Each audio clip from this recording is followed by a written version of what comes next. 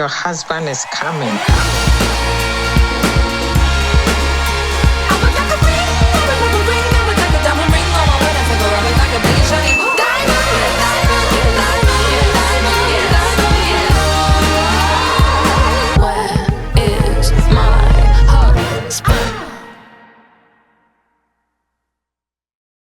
Dear Bev,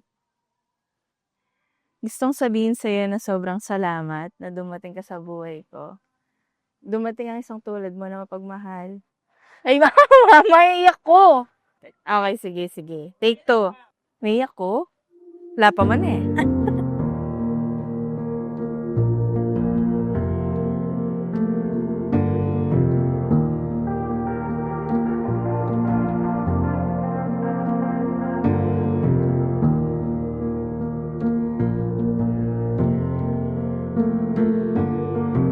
Actually, lagi ko sinasabi kay Lord na, Lord, is bibigyan mo ko sana yung lalaking okay na, yung makakasettle na ako. Ayoko na ng bago, ganun. Yung mahahanap ko yung taong may takot sa Diyos at higit sa lahat yung kapagmahal.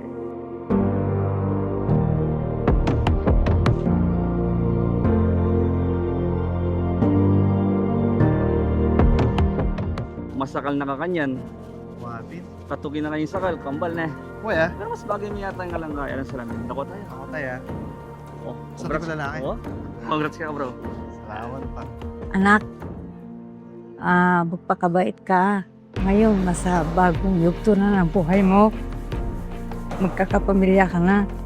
Gusto ko na yung italakad mo yung sarili mo. Pagiging maintindihan kang ama. Ang pamilya mo, huwag mo pababayaan at mahalin mo ang iyong pamilya, anak. Mahal na mahal kita, anak. I love you.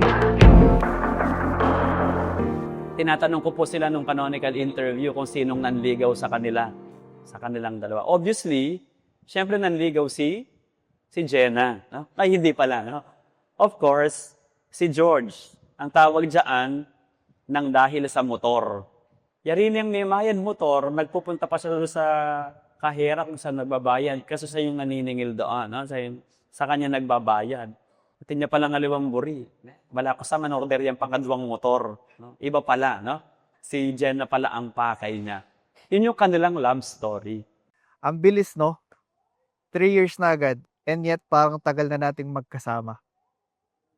Dumating na rin yung araw na pinakihintay natin. Na dati akala ko hindi na mangyayari ito. Pero pag si Lord talaga ang nagplano sa buhay mo, ibibigay niya ang para sa'yo.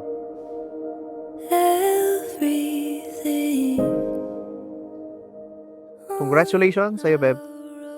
Napakaswerte mo dahil ako nakatuluyan mo. And of course, syempre, maswerte ako at ikaw ang mapapangasawa ko. Gusto ko sabihin sa'yo na sobrang salamat na dumating ka sa buhay ko. Dumating ang isang tulad mo na mapagmahal, maalaga, at maasikaso. Higit sa lahat, tanggap ako. Sabi nga nila, blessings never go to the wrong address. Ikaw yung blessing na hindi ko in-expect na dumating. Would you lie with me and just forget the world?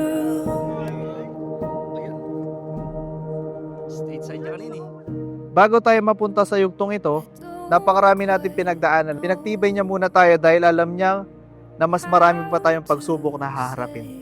Tears of joy, siyempre. Tsaka yung yung naalala ko lang yung mga yung mga pinaghirapan namin ni George. Yung pinagdaanan namin. Walang makakapagsabi kung ano man ang mangyayari sa ating kinabukasan. Kaya, mamahalin kita sa para na alam ko. Alam ko, habang tayo ay nasa kasalukuyan, alam kong walang permanente sa mundo. Kaya pipiliin kong maging masaya hanggat kasama kita. Would you lie with me and just forget the world? Forget what we're told.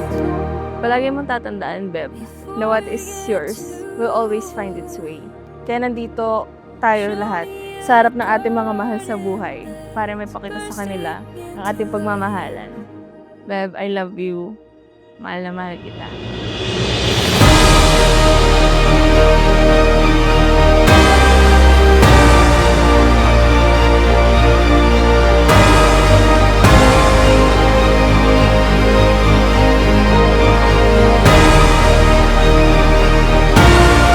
All that I am,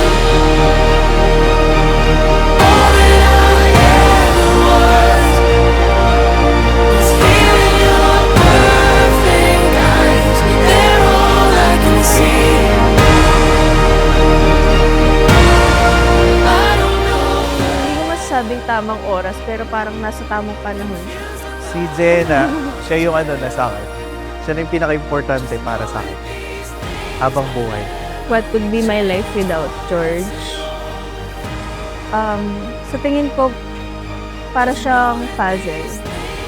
Kasi, kapag bubuuin mo siya, mahirap. May struggles, parang pasuko ka na. Pero, parang slowly, day by day, parang nakikita mo na kaya mo pala siyang buuin. Kasi once na nabuo mo na siya, parang wala ka nang hanapin na kulang eh. Wala ka nang hanapin pang iba. So, kino-compare ko siya as puzzle kasi kahit nahihirapan ako, kung willing ko talaga siyang mabuo, gagawin ko. If I lay here, if I just lay here, would you lie with me and just forget the